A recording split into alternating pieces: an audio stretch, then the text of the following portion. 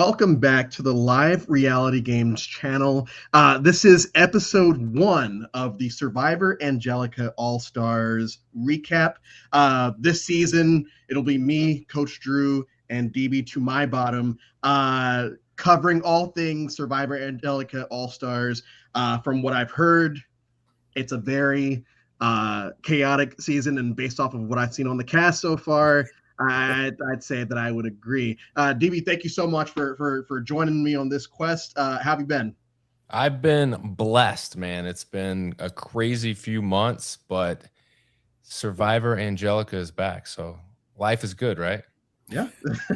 I'm excited. And then to our right, our first guests of the season, we have host and producer of Survivor Angelica. We have Jason and Chris. Thank you guys so much for hopping on this Thursday night to talk about the first 2 episodes. And a great first 2 episodes without any boots. You know, we get over an hour for both episodes without anyone going home. I don't think I ever lost interest in any of it. So, gentlemen, thank you so much for joining us. How we doing? Doing great. Happy to be here. And like DB said, Angelica's back. All is well. Yeah, absolutely. We are doing well. We are enjoying all the behind the scenes footage that we don't see when we're there. But thank you guys for doing this. This stuff is awesome.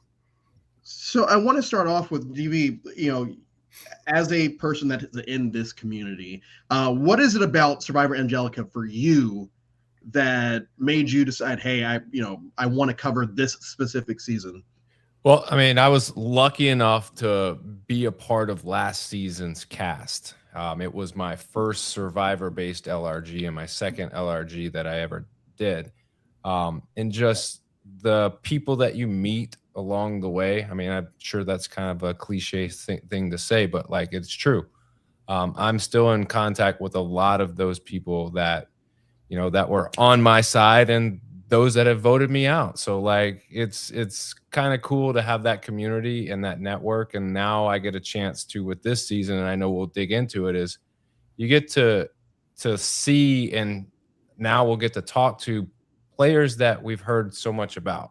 So it's kind of a really awesome thing. And I'm grateful to be a part of it.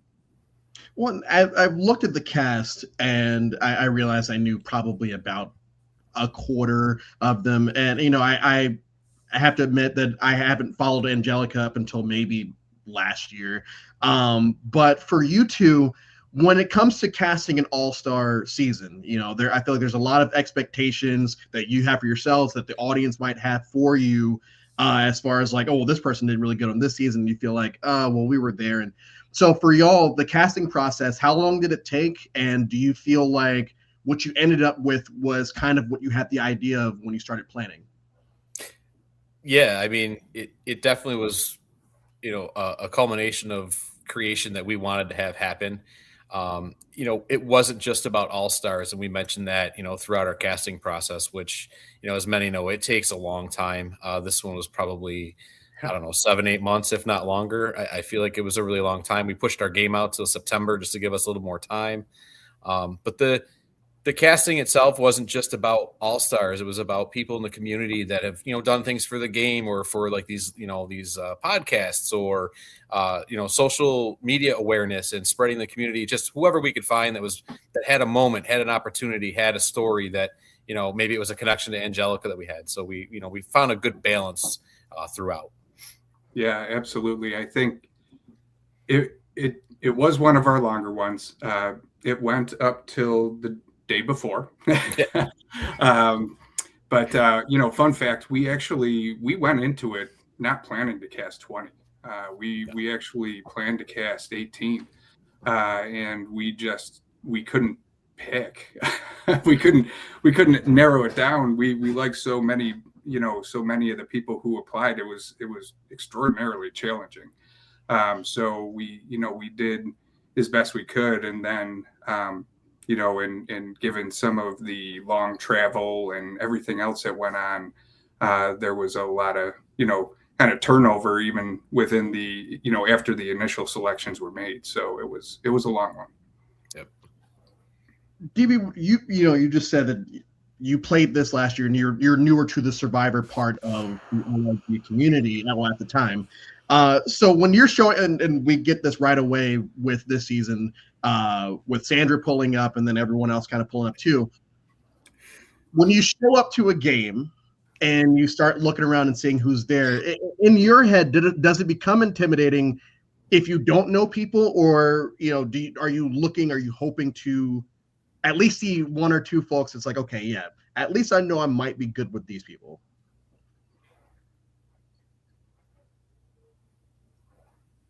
Is he frozen? Is he frozen again? I don't think he's frozen. He might not be delayed again. I think it's a combination of things. Oh no! Oh no! I'm very much delayed. Yeah. So any questions that are thrown my way, I apologize. But I think what you were saying, Drew, is that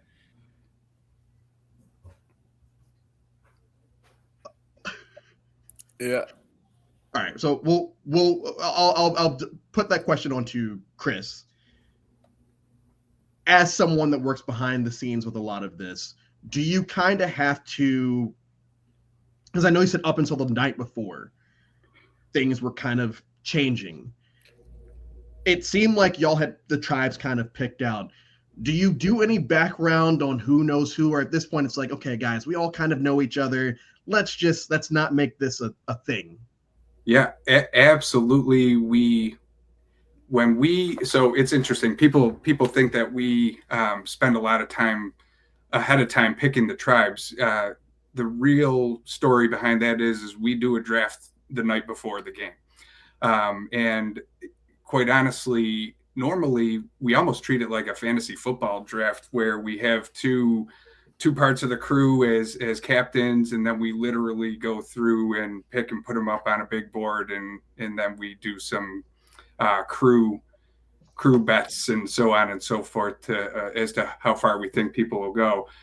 This time it was a lot more challenging because there were a lot of people that knew each other no matter what. So we tried to kind of separate the very close folks or the people that just played a game together recently and start with them on separate tribes and then do the draft, which meant like we were actually drafting from half the people. So it was just like a lot of it sorted itself. I was like, well, those two can't be on a tribe together and those two can't be on a tribe together. So who do we have left? Okay, now let's draft. So it was a lot of fun. And then you watch them all pull up and it's like, oh, they're kind of eyeing up, and then they see somebody pull in and they're like, oh, yep, that's going to be a problem. We just had falling out in a game that we played a few months ago, and so on and so forth. So jumping the gun by an episode, Troy says at the beginning of the second episode, it's like, oh man, Meg's voted me out twice. Like, yeah. I don't know if I love Meg in real life, but this, that, the other. It's like, oh no,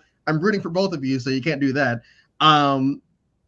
I want to touch on something that Trinica said at the beginning of episode 1 of this is her fuck around and find out game. Because I do feel like that is a mentality that a lot of people have in this community if they played, and I think she said this was her 10th, something around there, game. I feel like that mentality of like, okay, this is just going to be I'm just going to do whatever and just see what happened game.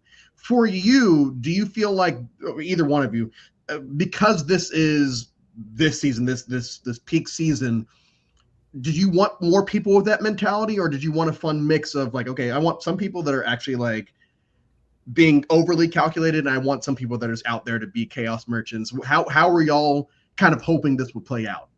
I think we expected it based on the cast that we had and the group of people, the theme and everything else. So we fully anticipated just all out chaos.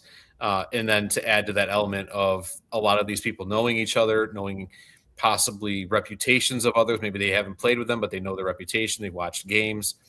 That's why we built the game to have as many elements as we have to really create that chaos, create the opportunities, create, moments and opportunities for everyone other than just show up and play a regular game of Survivor. So, yeah, I would say, Trinica is an interesting story because I think she told us that in the casting process, and we were like, we like that. Yeah. Because she was actually fairly new to the scene, but played a boatload of games right out of the gate and did very well. And it was like, okay, so you're going to, change it up a little and let's see what happens. The thing for us is that,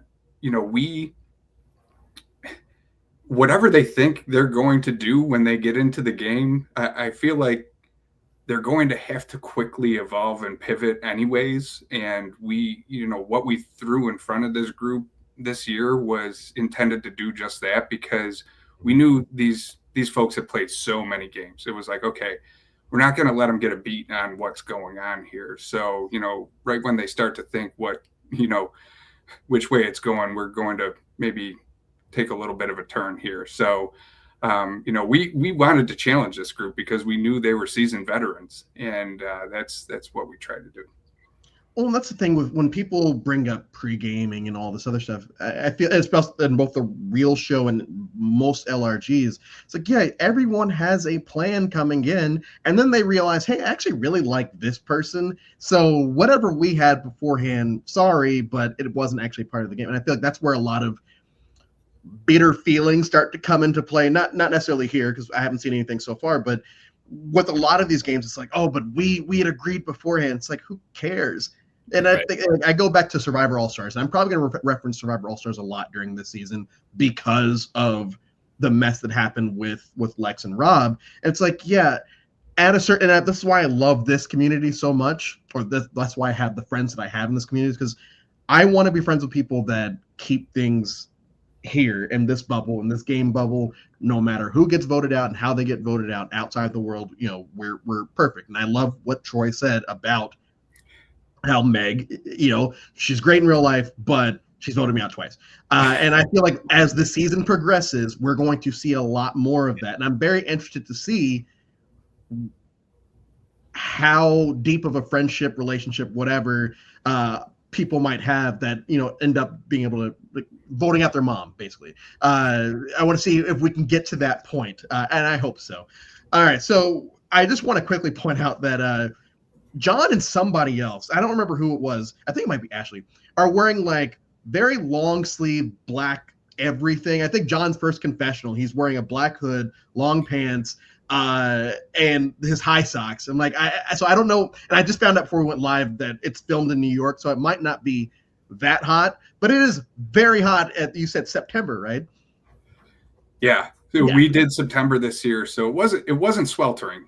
We've had some seasons where it's very hot.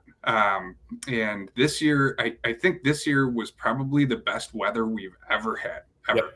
It was 75 and sunny every single day. It was remarkable. I feel like we've been doing this for 22 years now, and like every year there's rain at least one of the days.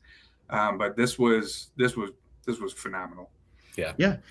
I'm really looking forward to a non-rainy game, because I feel like most games at least have one rain day, especially because we filmed during the summer.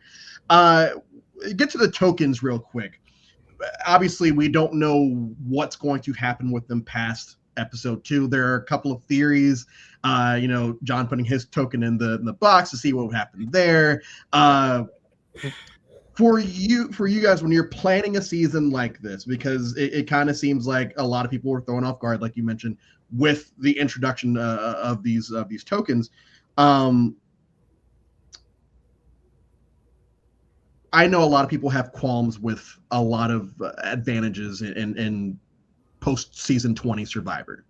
So when y'all are planning seasons, because you said 22 years, there's been a lot of twists that have come and gone. Do you ever start to think, okay, if we introduce tokens, how seriously people are going to take it, or if they're just going to be like, okay, whatever, I don't really care about it? Because both things happen in these 2 episodes. Some people are like, they're just here, and some people are like, let's see what we can do with them. Yeah, well, and that's the interesting part as the producers of the game, right? Is how some people are going to take it very seriously, and some people are going to cast it aside. For this year, for us, and I think it was mentioned in some of the camp interviews afterwards, we looked to pull in a lot of elements from previous seasons to pay kind of homage to the previous games that we had put on. So I think the players caught on to that very early. There, as I mentioned, a couple of them mentioned is like, I think they're doing things from the previous season. I mean, that's why the fortune teller was back, and there were some tokens, and that was from a different season, and there might be some more of that as we go through. So we really wanted to kind of loaded up with some different elements. And, for the people who have kind of played along and watched along over time, that may help them. It may help or hurt them if they think they know what it means, because maybe it wasn't going to be the exact same. But that was the idea behind some of it. And I think another element to that too is, people pay a ton of money to get themselves to these games, be part of these games, travel the country, travel the world in some cases, and play for maybe a day, maybe 2 days at best, unless they're in some of the longer, duration games. So let's give them some extra elements to say, hey, I did something different in this game, or I did something there, and just involve their overall experience a little more than just showing up and sitting around talking a little bit. And it just gives them, another piece to remember. And if they want to partake, great. If they don't, that's perfectly fine too. Maybe they get a memento in their pocket to take home and, put on their Survivor wall. Yeah. DB, I want to get to the first real big moment of the episode of everyone getting back to camp. They're trying to figure out what all these symbols mean, how they get into the cabin. And T, with the help of everybody else in her tribe, gets in through the window. And in my notes is like, oh, we're just climbing in through windows. I guess that's fine.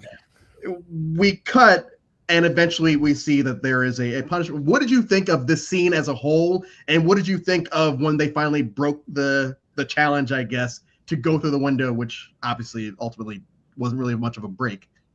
If you were to just ask me the question, who broke into the cabin, and you gave me the list of players, I would 100% say it was T. Without a doubt. On brand. 100% on brand for T. Now, here's the thing. I do question this moment, because I feel like Jason, just as, she's giving you shit just as she does. I feel like you guys let them do it and let them earn that penalty, and then you just hammered them later. But I feel as though like T is the one that definitely would do something like that. But hey, I mean, if you ain't cheating, you ain't trying, man. Yeah. Oh man, I got so many thoughts on this, but yes, you are correct.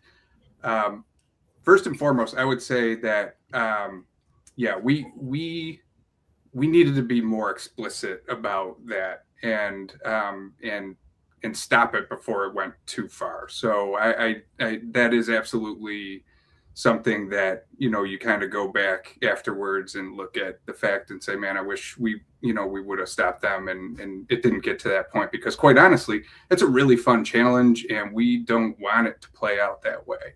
Right. Now, there's a couple of things I'll say though, like in these games and in escape rooms and other things, when things are locked, the goal is normally to try to figure out how to get it unlocked. If you watch the episode, there was also a lockbox on the picnic table, right? So by that logic, why not just take a rock and smash the lockbox and get in? Because hey, you didn't say we couldn't. But I think the idea there is no, you got to unlock the lockbox, right, and get inside. So, and then of course it's T who kind of knows what that challenge is, because she played last year. So, I think we absolutely should have been more explicit in stopping it, and that's something that we'll take away, because we love that challenge. And quite honestly, I think the penalty itself, we're going to get to the penalty. It was tough, because when we went in and saw the amount that was pulled apart in there, it was done, and it was challenging, because when they got in, they had access to elements they wouldn't have had access to when they got in, because the elder that was going to be in the cabin with them would have had that stuff, and they would have had to solve things in order to get it in the first place. So everything was just pretty much done. So it was like, crap, like, what do we do? And it's funny because at one point, I think this is on the other tribe, they're trying to figure it out, and Joseph goes to the door, and there's like the little, and in my head I'm like, they're gonna make it this like they're gonna play all these mind games with everyone, and it is as simple as just taking this key and putting it in the door. And I was almost heartbroken that it wasn't just that, because I thought it would have been hilarious.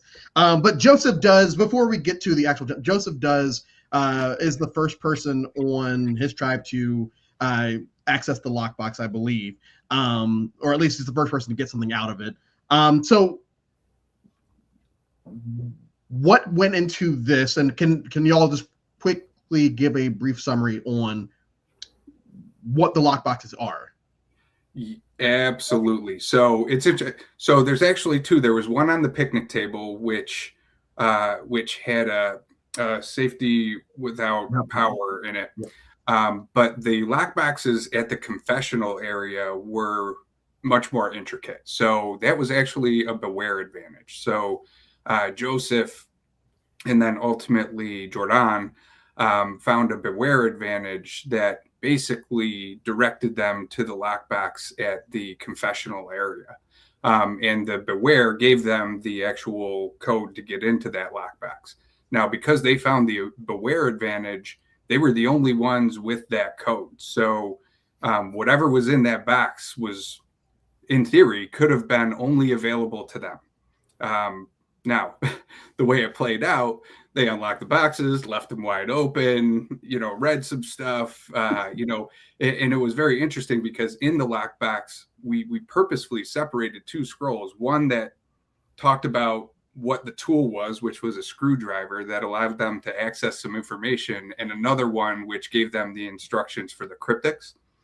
And we thought that some savvy players might go share the tool one and say, hey, I found this tool and it says there might be some things on the back of these symbols, and let's get it off together and see what it is. Meanwhile, they have access to the cryptics, nobody else does. And they go ahead and open it. But it just became a community thing at that point, which was wildly entertaining. And also there was a confessional. It's just like, all right, we're just going to try this again and see what happens. DB, we get to the first challenge, where we ultimately find out it's just a reward challenge. And it's told to us as an audience and as to the players that win or lose, you are getting coins, at least for these first few challenges. As a player, and you're out there and you're hearing, oh, okay, no matter what, win or lose, I'm getting something out of this. Let's say you're the most skeptical of players and don't think the coins are going to mean diddly poo. At this point, do alarm bells start going off of like, okay, if this is the case, this could be a red herring and they're just throwing us all this stuff, or this could actually mean something? I think for me, just going back to last season, there were shillings and similar to tokens. And I think for us, it was very skeptical in a sense that, what are these for? They got to be for something. But in these reward challenges, everybody's getting them. So if everyone is getting them, it's almost this weird dynamic of, well, if everyone's getting them, how important are they really? But they ended up being, in my season, super important. And so for us, knowing what these tokens are for, we'll soon find out, I'm sure. They could be just throwing everybody off. They could be meaningless. Jason might just be like collecting them. He's probably got a whole bag full of them behind him just for fun. But yeah, I think as a player, you have to be skeptical of any advantage or any item or any pendant token. Or we even found poker chips out there that were probably there for years. And we wondered what they were. So it's going to be interesting to kind of see what exactly they're for. And before we get to Prod's perspective on what happened, we do get the 7-minute penalty enforced on T's tribe. And poor Meg just kind of has to stand there for ever.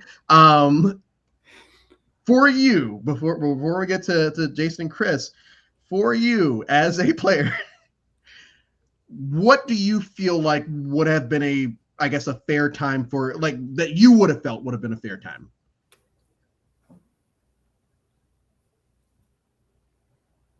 Oh no. Did we lose him again? I mean, it's hard to say. No time deducted if I'm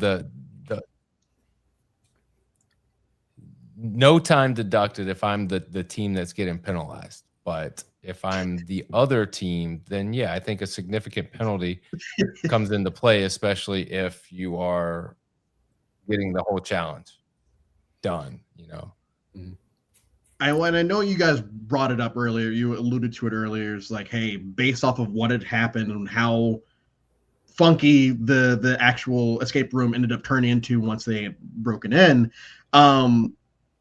And you might have explained in the episode, I just don't have it in my notes, but how did we come to that exact time? Was it like based off of of y'all doing trial runs, or? So that, and so I came over and actually reviewed footage with one of the camera people that was with them most of the time. It was sort of an approximate time of around like 3.5 minutes. And I said, all right, maybe we just go by the amount of time they were in the cabin. And, I go to crew and I'm like, what do you guys think? And, Chris and everyone else that had really designed these rooms was like, hold on a minute, we need to investigate, because they could have unloaded all sorts of information in there in that 3 minutes. And it really wouldn't be fair. Because they could basically just take the 3 minutes, go over and finish this out in like a minute and still win the challenge. So very likely that would have been the case. So, we kind of conferred, and Chris, he can give you a little bit more detail on what they discovered and why, and how that kind of looked and why we came to the 7-minute determination. Yeah.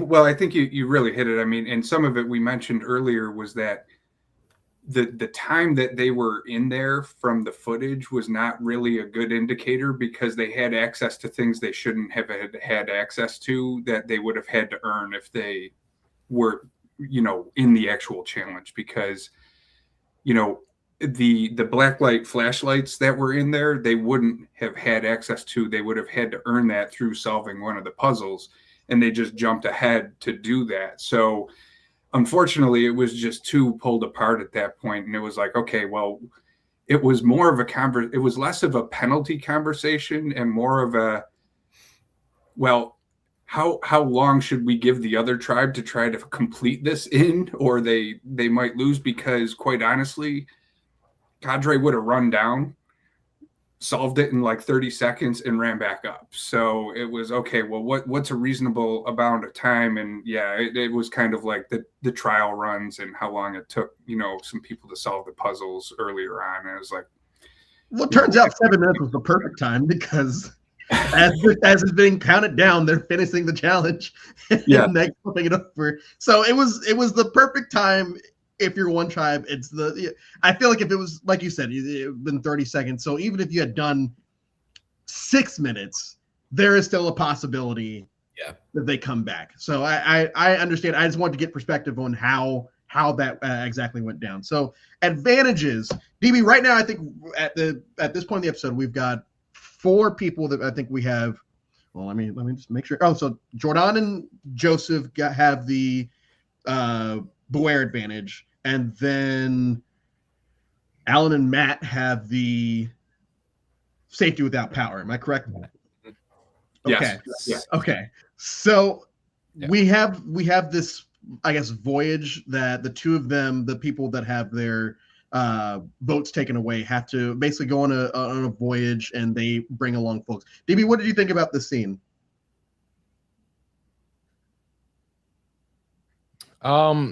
I like it. I like when you can throw like a little wrench in there with a journey. It kind of forces players to either tell the truth or come up with some type of elaborate story that really can change the dynamic of a tribe. And so I like this wrench in the game. I like the mechanic of having a journey for that reason. And I guess for you as a player, would you want to be the person that goes along? Like, are you raising your hand saying, hey, can I go with you? Absolutely not. I think early on, no. But depending on what you can get from it, I think is what it comes down to. I would rather know who went and what's available than for myself to personally have something, because I think it's powerful to have something, but I think there's a lot of power in knowing who has certain things. Yeah. No, and once again, this is one of those moments in the episode where it's like, okay, like I can kind of see where this is headed. In the event they have to do another voyage, I can kind of see who might try to offer to go again, and I was correct. But we'll get to that when we get to it. We're going to get to the next big reward challenge, which is a swimming challenge, which, I think I've seen maybe two other LRGs have an elaborate swimming challenge. And there are multiple aspects to this that by the end of it, you were tired just watching, because it felt like, I don't know how much you actually cut, but it felt like we watched it in live time. At least for me as an audience member. So I know you said that y'all just recently moved to this specific campground. Are these the types of things that you look for in these? It was like, hey, they have to have this in order. Like, do you build the challenges towards the campground, or do you understand what I'm asking? Yeah. No, that's one of the reasons we selected this location. Was it has, really everything we need: ease of access to, tribe camps, Ponderosa, challenge location, tribal location, confessionals, and the swimming hole. Our previous location was a beautiful place. They just didn't have the size that we needed for what we're doing now. And we were talking about playing in an area the size of a living room for some of the challenges, behind a cabin just that barely had any trees to you had to or barely any field because there were so many trees you had to work around them. Or we were doing it in front of the cabins in a parking area, for a couple cars. And so it just got tough. It's a beautiful campground, but after so many seasons, we said, let's just see if there's anything else out there. And this allowed us to really spread our wings and our creativity to involve what we've always wanted to do, which was some water challenges. So, and the slide aspect. Oh my God. 100%. It was perfect. And the commentary, because I don't know which one of y'all were calling it, but we're getting really hyped when people would go straight into a swimming motion after coming off of the slide. And I thought that was great. It was incredible to see that. The unorthodox ways of just entering the water off a slide and then going right into a good swimming form was just super impressive. That challenge was so fun to watch. That was so fun to watch, and with the drone and everything, and the speed that people were hitting that water with down the slide was just so fun. It was that couldn't have gone any better. Yeah, and I it's crazy because I don't know, the drone shot gave a better perspective on how far that swim is to where they were trying to get to. When you're not necessarily when you're casting, but is it well known, hey, you might be doing a little bit more than just dipping your feet in water? Yeah, I mean, I'd say so. We have a players packet that goes out. We tell them to pack a bathing suit, and without giving too much away. And obviously, if they've watched some seasons, they'll understand that we get pretty creative with things.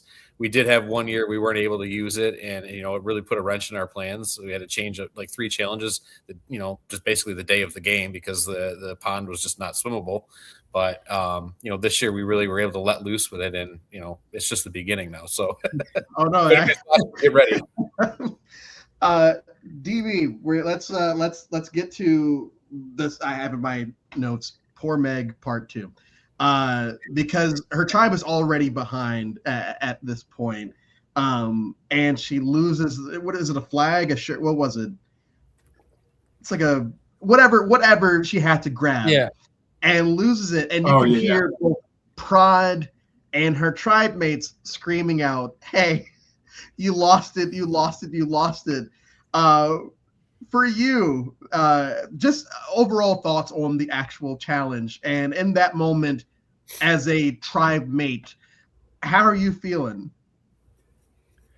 I mean, for me, Jason hit it on the head when he said, there was a season where they didn't get to use the water, and that was the season I was on. And so seeing the actual challenge play out, I was like, damn, that should have been me. Should have been me. But looking at it, it was awesome. Being able to go down the slide, use the water, swim. There's a lot of different dynamics. Even the beginning of the challenge where you're holding your breath and you are determining when the other team goes, like that simple dynamic creates, all right, we got to have someone that specializes in something here. But getting to Meg, I mean, you don't want to have those oopsies because you don't want, especially early, to give someone a reason to put you on a radar, especially like when you're trying to find reasons to get people out. But it is what it is. I mean, those things happen, and I don't think you should put a vote or blame any one person for certain little things like that happen in challenges. So I could feel for her in the moment. So far behind anyway that or not so far, but they were far enough behind that if anyone's putting any type of blame on her, it's like, okay, they were already getting, I think they had been lapped by that point, or at least close to getting lapped. So yeah, I am with you on that one. And next question would be, how long can you hold your breath underwater? I mean, I think so. I'm pretty competitive. I think they would have to have EMS on standby because I think I'm just going to go down. I'm going to go down and not come up. Yep. I'm going to float up. No, I think that. Yeah, I wouldn't want to get to that point. I think I would do my best, but I don't know, a minute maybe is tops. Like 45 seconds. I'm not trying to die. Like I love Survivor, but I'm not trying to die. That was crazy. Joseph held his breath so long. I was like, oh my God, he's still underwater right now. He lives on an island, so yeah, good point. I'm sure they teach that at school. And we're going to touch more on Joseph going into the when we get to the second episode, which is going to be in a second, unless anyone has any final thoughts on episode 1. I would say a very fun premiere. We get to know a fair few people. We're going to learn about a little bit more of the rest of them going into episode 2. I don't think it was ever a part of the episode where I felt like I can just kind of double speed on this one. No, I actually felt like it was very coherent in the storytelling, and I do feel like there were big moments, despite the fact that there was no vote out. DB, final thoughts on the episode?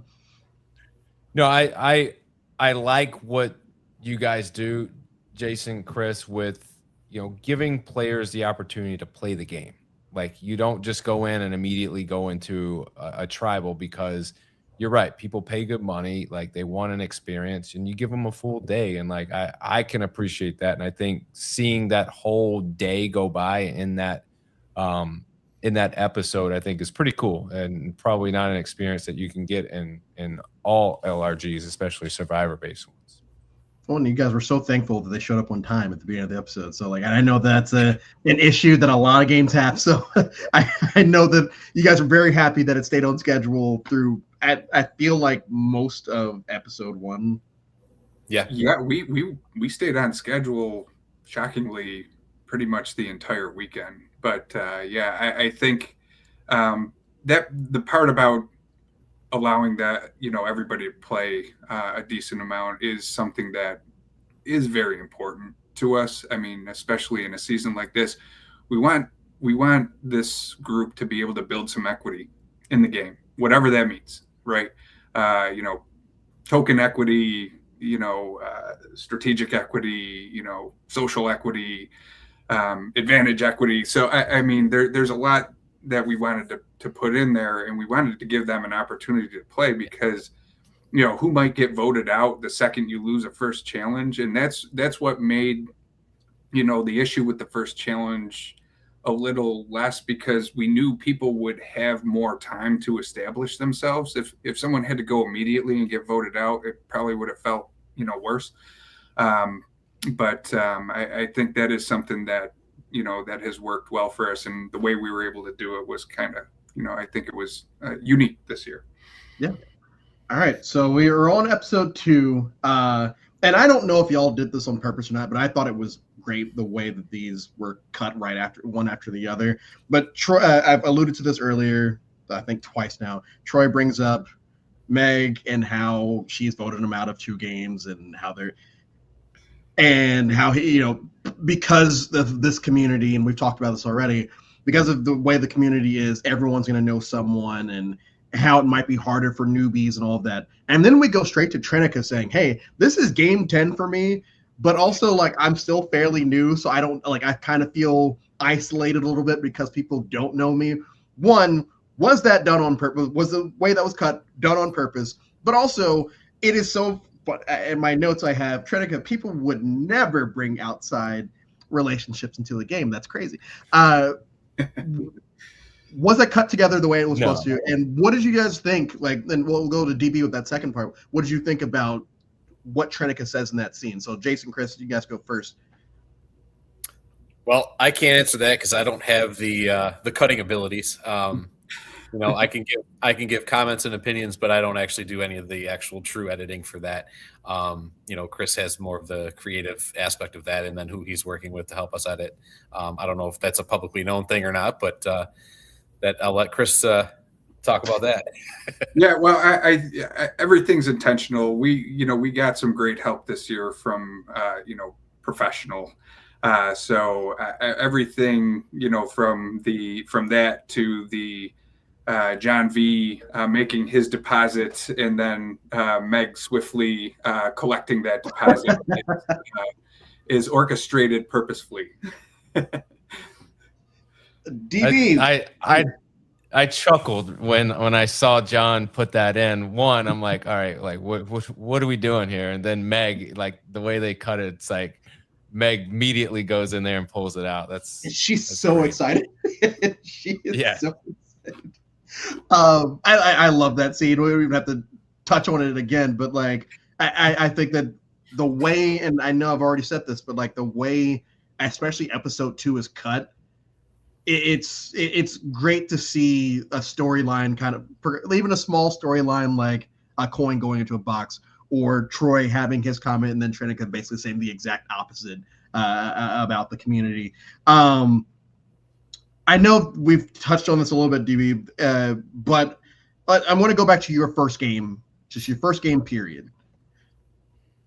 Going in, what did you kind of expect the dynamics to be? Did you know what you were kind of walking into? What was your mindset kind of like? I think it's you try to be as open to meeting people and trying to learn as much about them, because you know that you're going in and people are going to have a lot of experience with these games. And so being able to kind of take all that in, but also figuring out a way to make yourself, needed, and not pull too much attention on you. And doing all that is tough, especially in your first game, because there's these, like, I would do a lot of things differently when I play it, but in the moment it's so hard because you're just trying to figure it out. And I think going into a game like this, I'm sure, especially because this is a different dynamic, a lot of all stars, I'm sure that it took them a minute to try to figure out, like, all right, John V, I'm a villain. Like, how do I navigate this game and stay long enough so that I'm not putting all the smoke on me? Because let's be real, he wants to win. So he's not going to do things like outlandish right now. He might later on. And, same with people like Taylor, who has won before, so what is their route to being the player that they want to be? And is it the same player that they've always been? And I think that's what's great about this game and this particular format is you might get players that have played the same way, but you might get players who are playing a different way now, which is great to see. Yeah, I think a lot of players build their reputation based on the way they've played in the past. So if you have somebody that constantly is changing their persona each game, you're expecting them to be a wild card. If you've got somebody that's the tried and true villain, and the underdog story, or the family guy, or there's all those different arcs, and I think that this game particularly, people were like, geez, I better switch it up. So really there's a lot of variable there with some of it. There were still some players that said, hey, this is me, this is my role, this is what I'm gonna do. But it was interesting to see the dynamics change and some of the mentality. Well, you kind of see that in this current season of Survivor with 50, where everyone's giving confessional like, hey, I want to do stuff differently this time. And I don't take almost any of them seriously, like Oscar. I don't really buy into it. But if you look back to season 40, that is one of the reasons that Tony does win, is because he's being different enough that he probably should go home first and is not, and doesn't, because he's playing a different role until the extortion episode, and then he kind of takes off.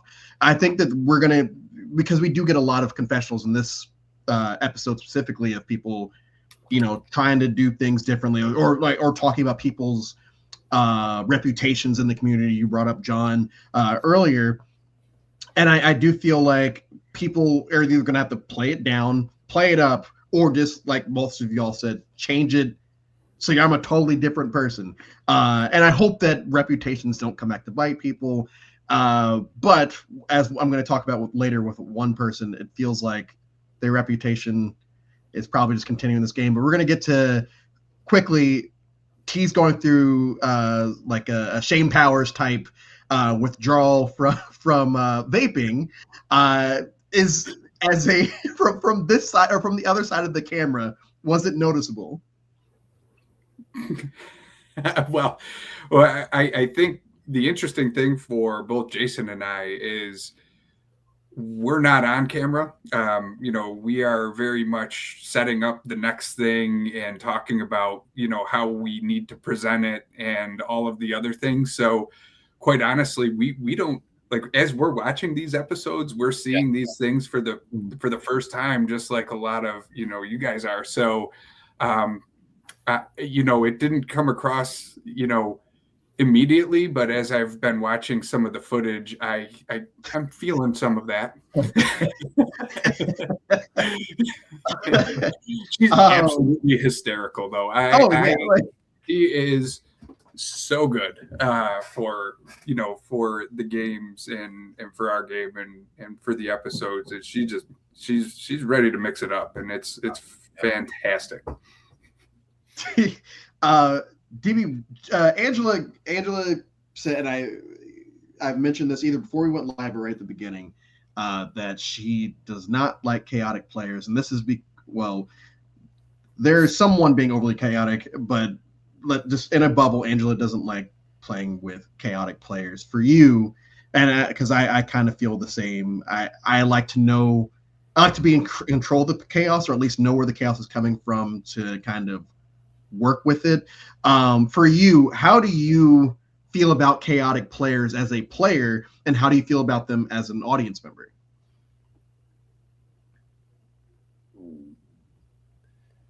I mean, as a player, it's very frustrating when you have a bunch of chaotic players. When you have just one, or like you can isolate that one, it's a lot easier to manage. And I think it's a little bit easier to deal with, even though not my cup of tea. But from a viewer standpoint, I want all of that. Give me as much chaos as possible.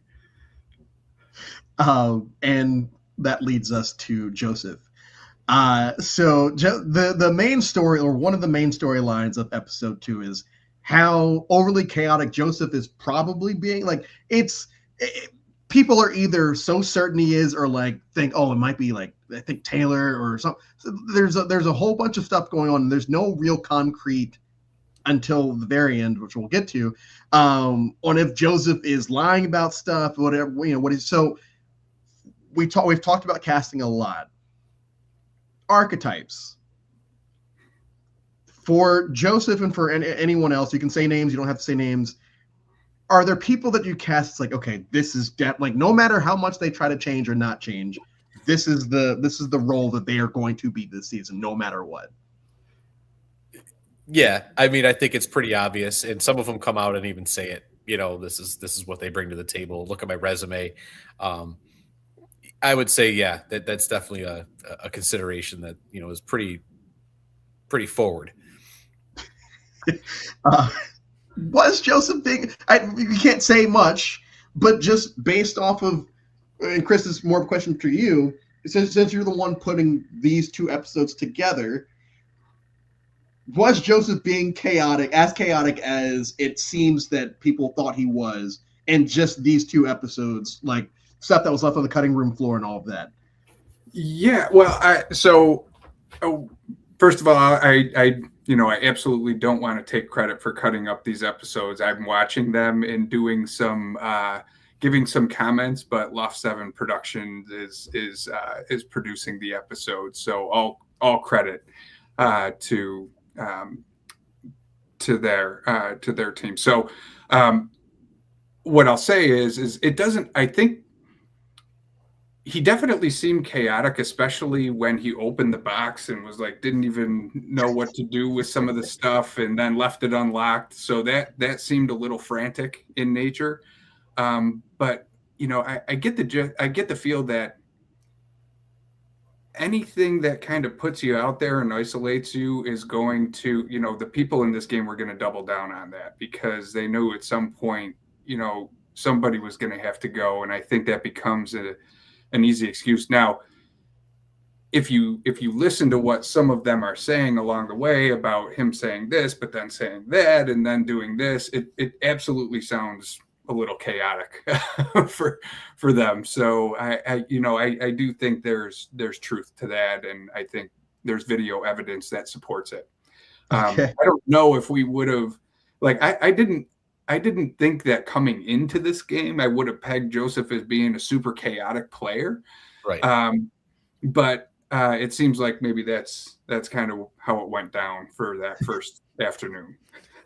Yeah, I wouldn't have pegged that for him either. And it was there are certain players that I think you just, if you look at our cast, you would assume based on an application that they put in a casting interview that you could pick out the role that they're going to play in the game and the type of player they're going to be and what they bring to the table. The chaotic part for Joseph, no. So. We get another journey. And this time Ashley goes and John goes again. Is what I alluded to earlier. So John goes again. He basically says everyone was kind of scared because they all think that we might lose. And I was like, all right, fuck it. I'll just go because DB, man, like I know John personally. Me and him go back a fair few years. He's not afraid to do things like this. And I do think that has helped him in a lot of games. And like you said at the beginning of this, he wants his win here. For you in this spot, I know you said earlier you just stay as far away as possible. Let's say you do go in the first one. Are you throwing your hand up to go on that second one? I mean, if nobody's wanting to go, like, I feel like in this particular moment, John, they're expecting him to do something like that, and nobody's stepping up to go. So he's like, you know what? You're already expecting me to do this, so I'm going to go. And they're okay with that. And I think that will pay off because when people just allow you to do things, it's going to work out. It may not work out all the time, but a lot of times it's going to work out in your favor. And I think in this particular moment, and we'll get into what he got while he was there, that's one of those moments where it does. How truthful you are when you get back, that's a little bit different. And I think John is a really good guy when it comes to being able to make up stories on the fly about what actually happened. Yeah, and it sounds believable. Yeah, I was pleasantly surprised to see John as the fortune teller because he went on the first challenge. I didn't think he would go on the second challenge. And a few years ago, when we introduced the fortune teller in our Blessings and Curses season, the LRG community did some awards that year, and we worked with a group that was putting that together. And at the time, he was very complimentary. He was like, "Oh my God, the fortune teller!" Right? So I was like, "Oh man, like I wish John would have been able to come, but he just went on the last journey. There's no way he's showing up here." And then lo and behold, John walks in the door. Genuinely excited. Like there was a little bit of but he seemed genuinely excited to see the fortune teller. So we get to John, because I think John goes first, and it seems complicated, or at least the way it comes off. It seemed like it went a lot longer. Also, the music in the background that was playing there, right? Yes. Yeah. Okay. And it didn't get flagged on YouTube, because I was like, oh man, is this like an actual? It didn't get flagged on YouTube because I was like, oh man, that episode's gonna get taken down. What exactly happened? Because I think I understand what he got, but sure, what exactly was the process? Yeah. So the process, it probably comes across more complicated than it is actually, but there was two parts to it. So first, they had to actually choose if they wanted to go in or not, because it is a game of chance. And we know how the Survivor community feels about, games of chance, right? So the first thing, they had to choose if they wanted to do it or not. So they could have turned around and went right back to camp if they wanted to. And they read that on the outside of the door, and both John and Ashley decided to come in. Now, it was simple this year. We really just had a deck of tarot cards, and each card had an advantage or a disadvantage associated with it. And multiple cards had this, there was like 3 cards that all had like an extra vote. There were 3 cards that had, what John ended up getting. So it was basically, I'd shuffle the full deck. They would pick 5 out, get to see what they were, so they kind of knew what they were dealing with. And then I'd, shuffle them under the table and allow them to pick one. Whichever one they picked gave them basically what the key said. I mean, the piece of paper that was on the table was just a key. It was just there. If you get this card, you get this thing. So, and his eyesight is bad. He says his eyesight is bad, because why does he have to keep getting up and looking at it? Yeah. But so it's basically a knowledge is power, right? So what John ended up getting was the ability to steal 2 people's pendants. So going back to the first episode, that first journey earned them all those pendants, which were essentially shot in the darks. So everybody had a shot in the dark that they could use pre-merge. And that gave him the ability to take that away from 2 people and also play all 3 for himself. But, it could also be a defensive move if you wanted to vote somebody out and you wanted to take away their shot in the dark. Yeah. And then Ashley goes in. So I guess for me, one, what does Ashley get? She gets removed 2 votes from a player. So after the votes are cast, she can go up and basically say, I'm going to remove 2 votes from myself, or remove 2 votes from Coach Drew. And 2 votes for that person wouldn't count in that tribal. DB, you alluded to this earlier. We're going to go back to it now. John gets back to camp, and what happens? I mean, he tells half truths. He tells them exactly the process, but was not very truthful on what he got. He said, like, I'm losing a pendant, I believe is what he said.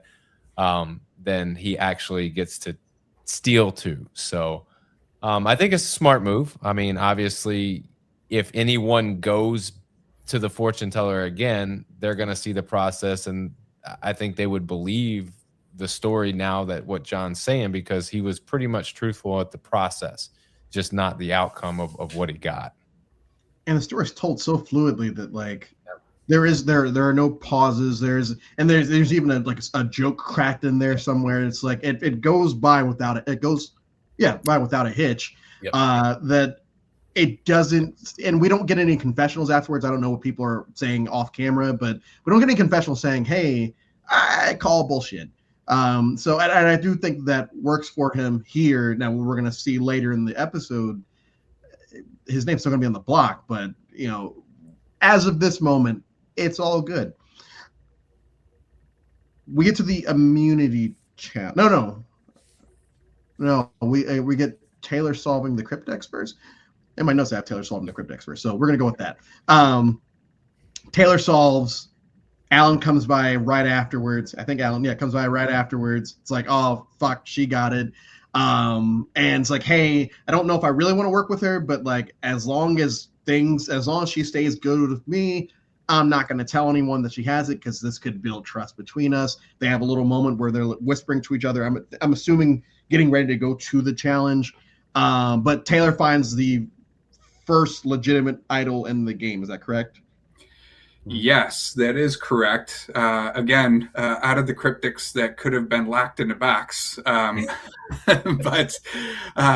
yeah, she that storyline was so wildly entertaining for me to watch play out because you could see. I mean, some people on the tribe were just chumming it up outside, and Alan and Taylor are just inside going through books over and over and over again, and they were finding things, and they both got the beat. It's just Taylor got there first, and it was great to see it actually solved. But I had no idea it played out that way.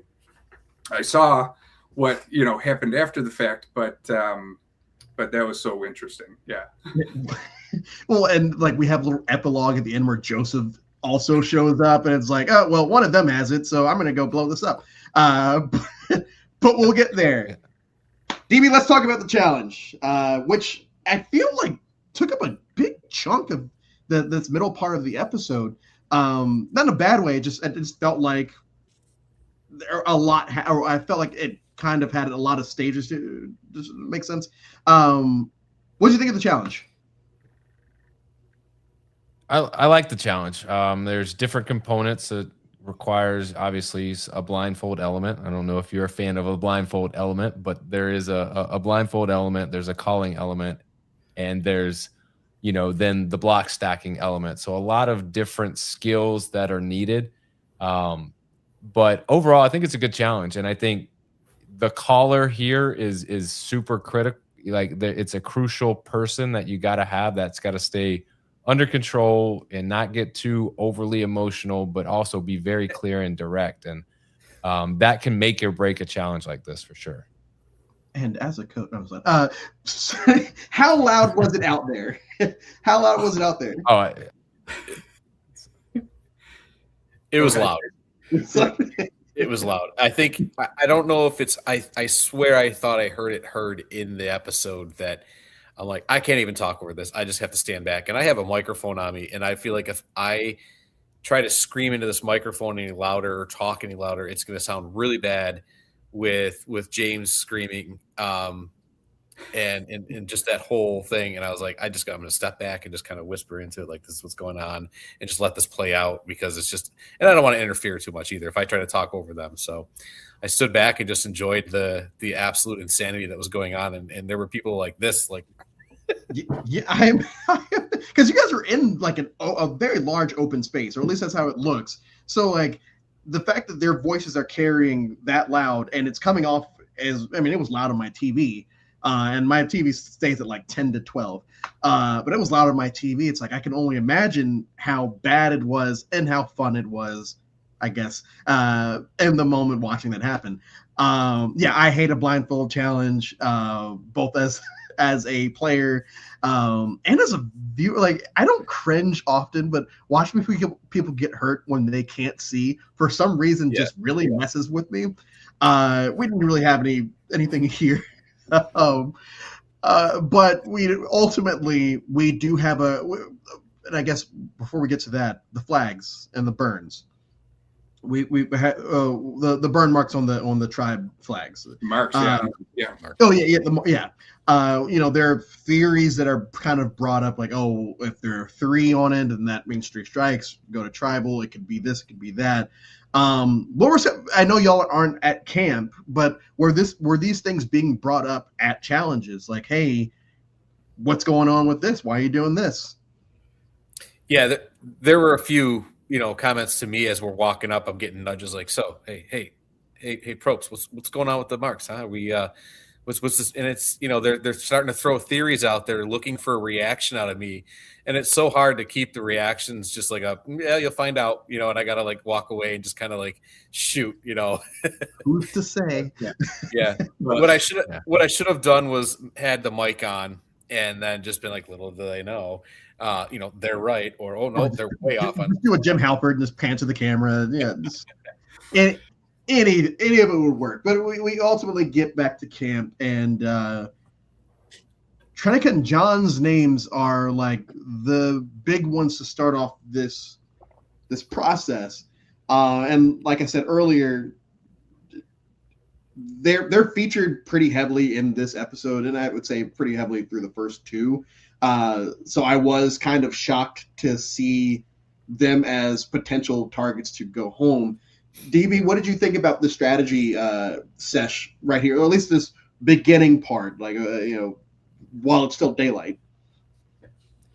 Yeah, I think it's one of those things. Now this is when it becomes real, when okay, we've got to start really figuring this out, because when it comes nightfall, like the elders are coming, and we've got to have a name. We've got to have somebody, and it might even be two names. I mean, you don't know yet, but in this particular moment, I think I want to go back to KC. KC is really throwing shade at John V. He is really pushing this villain, like, not trustworthy, but he does a really good job of being like, but that's just him. He's a good guy. He's got a good heart, and like really like these, throwing shade, but also being nice about it, But I think this is where this point in the episodes where you start seeing who and where these alliances are going to maybe start forming, or where they're going to potentially be the pivoting point for where votes are going to start going. Yeah, and it's funny because there are many parts throughout both episodes where people are talking about who Rachel says that she has a 3 with these people, and she has these people over here, and this person said they're not going to vote me out. And we get a lot, and I do think that's a testament to what these two said earlier, of they just have a whole day to just, these dynamics are going to change so fast that it doesn't really matter what you say in your first confessional, unless it does. And so now that we're down to the nitty gritty of like, it's time to do this, and all of a sudden, hey, John B won this award a couple of years ago, and Trenica's sitting there like, oh no, Casey goes, John's can be kind of shady or whatever he says, and Trenica's like, well, how? And Casey just kind of goes, well, like just in-game stuff, like don't worry, he's not like problematic or anything. But like I said, it's just a lot of these outside the game reputations, a lot of stuff that's happening at camp is being kind of taken out of context, which is a part of the game. You're supposed to do that. Ultimately, it starts to come back to go after these two specifically. Now, obviously, we don't really know what's going to happen at the beginning of the next episode. I'm still kind of holding out on nobody gets voted out, and it's just all one big red herring.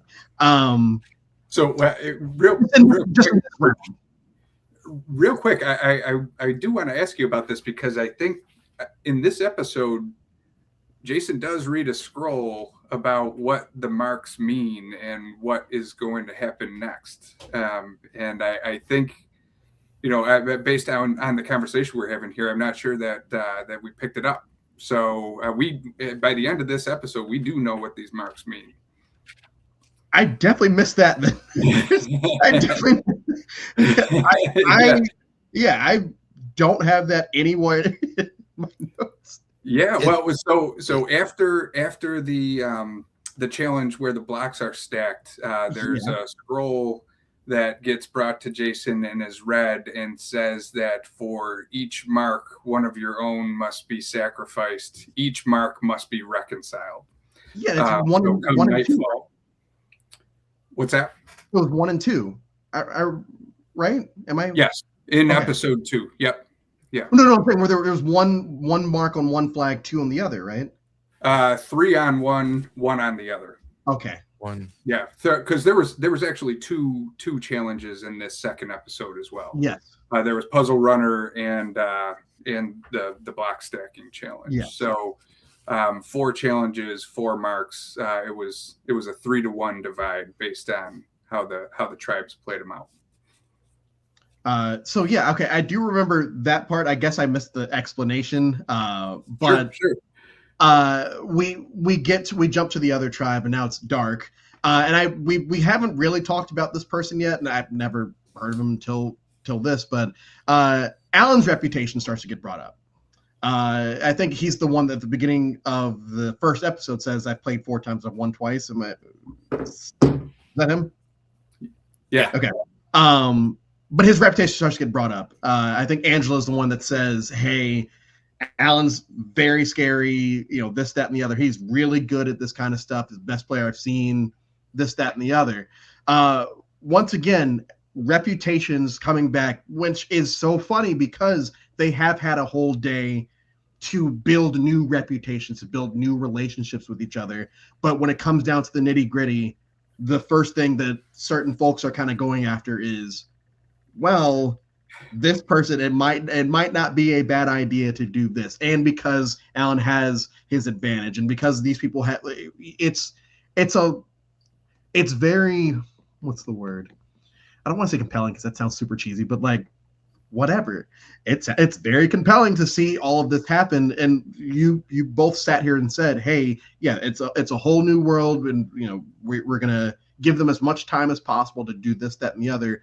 And for it to just come back to base level, this person was a villain, and it's very interesting to watch it happen like that. DB, what are your thoughts on that? I can say this. I think that whole household that Alan lives in is really good at Survivor.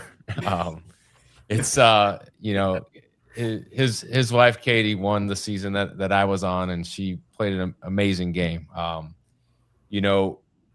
But yeah, I think the simple thing, all of the things that have happened, it's going back to the simplistic nature of, this guy is really good, we need to get rid of him. This guy is a villain, we can't trust him. This guy is loyal, I want to work with them. Like, it's crazy to know, like, we've done all these things, and now here we are just resting on the fact of reputation. Yeah. How about y'all on your end? I know that were you kind of hoping that things would kind of stick to what you said earlier? Hey, like, let's not do this. We're putting you in this situation for the main purpose of this to not affected. Were you shocked when you learned that this might actually turn into that, at least for this portion? I think it's always tough because on our end we have these expectations and these visions, but then you also look at these players are forced into a situation where I think they fall back on what they know best and what they trust. And so if we can inject an element that might throw them in a different avenue, great. If it sticks, cool. If they decide to do something different, awesome. But if they fall back on it, Survivor, they got to trust their instinct and trust what they know and how they know how to play. So we get it. It's it's a hope. Yeah. Chris? Yeah, I think Jason said it really well. I think even though we gave them some time to, work with each other and figure out, I mean, not everybody knew each other, but those reputations don't die easily. So I think we expected some of that coming in, and they're just going to have to work around that stuff, to be honest. And I think as you see the season play out, you'll see that a lot of people are able to do that and change the narrative and just really kind of settle into this game, because it doesn't really matter now that they're here what they may have done before. So Yeah, it was interesting though in the episode to see people just fall right back into like, well, he was villain of the year, and hey, he is unbelievably good at these games, so he's super dangerous, and all of the other things. It's because that's the information they can trade on at this point. Yeah, especially for people who may not be familiar with somebody. It's like, oh, I got I can tell you about that person, and that's currency at this point. Two things I want to touch on before we start saying goodbyes. One, talked about this already, but Joseph, at least chronologically on camera, is the third person to go back to the scroll. It's been opened. It's either Alan or Taylor. I'm going to go back and kind of blow it up without actually blowing it up. Sandra's shocked that it's been opened. And this once again, it's just a fun series of events because Alan and Taylor do it before the challenge, so we have some time before we get to this, like I said, epilogue of the last person, womp womp. And then the other thing, and DB, I want to get your thoughts on this, and if this is going to mean anything other than what's been told to us, because it is referenced a lot during the marooning, we'll call it. Respect your elders. Chris even says it, I think, one more, Chris or Jason, I don't know, but says it one more time on their way out after they get put on their tribes. Do you think that respect your elders is going to be anything other than, hey, we have these tribe elders, or is it going to be something bigger? I hope, when players leave mocking what Jason says about elders and respecting your elders, I can only hope that it comes back to them. Yeah. Yeah. And I had to rewind the marooning twice, just to see if I was just hearing that, but it is said a fair few times of respect to elders, and it is the last thing that's said as they leave. So it has to mean something more than what we as an audience and them as players know up to this point. So I'm very excited to see where that goes. I guess I'm more excited by that than the tokens, but maybe they're all interconnected. DB, final thoughts on episode 2 and just everything, this 2-hour premiere that we had.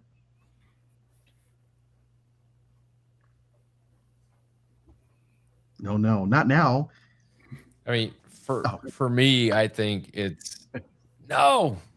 You're good. You're good. All right. For me, it's just a matter of so it's a matter of getting an idea of who's who, figuring out where these little small storylines are going to go, and seeing competitiveness and seeing interesting advantages, and things like that. There's a whole gamut of things that are out there in play, and all of these things are happening in the first 2 episodes. So as a viewer and as a fan, I couldn't ask for any more in those first 2 episodes than what I've been looking for. So yeah. Chris, Jason, final thoughts? The final thought I have, I just want to come back and talk about Alan for a minute, because I messaged him while we were doing this, and he's producing the episodes for us, and I wanted to give him a shout out where it's due, because he is phenomenal. I think his work is incredible, and just being how he is working with us on these is absolutely incredible. So just huge thanks to Alan for helping us out with the production of the episodes. I can't wait to do more. Jason? Yeah, I'm pleased with how everything has gone so far, both with what I saw in the game happening and what I didn't see. As a host, it's so hard to be everywhere at once. And I don't ask for a lot of information from crew members or camera people or the people that are at confessionals, because, I need to remain obviously as unbiased as I can throughout the whole game and not have, any sort of, things on my mind to distract me from, the itinerary. So, or to spoil anything in the game.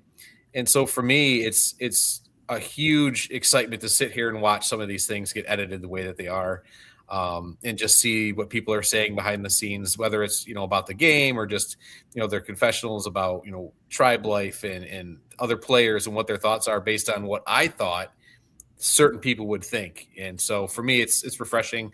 I enjoy it. It's rejuvenating. It also inspires me for other seasons. So overall, I'm pleased with everything. Alan's doing a great job with it. Chris is doing a great job with things.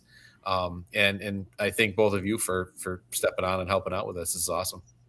Yeah, I'm really looking forward to seeing what happens next. So we have episode 3 coming out Sunday night. Yes, sir. Yep. Sunday night, 7:30. So make sure that y'all are, if you're not already following Survivor Angelica on Facebook, Instagram, please go ahead and do that. Also, make sure to, if you haven't subscribed to Live Reality Games, there's a lot of coverage going on for a lot of different games, and you get to see me and DB's face here every week, every whatever today is. What is today? Thursday. The 12th. Thursday. Every Thursday around 8:30. DB, thank you so much. I'm glad we got that that timing. It looked like it was going to go to shit right at the end there. Thank you all for being in the chat. It's been a lot of fun. Please, if you're a cast member from this season, please reach out. We would love to have probably one per week. Preferably the boot, but it doesn't have to be. Please don't spoil anything. And we will see you all next week. Awesome. Thanks, guys.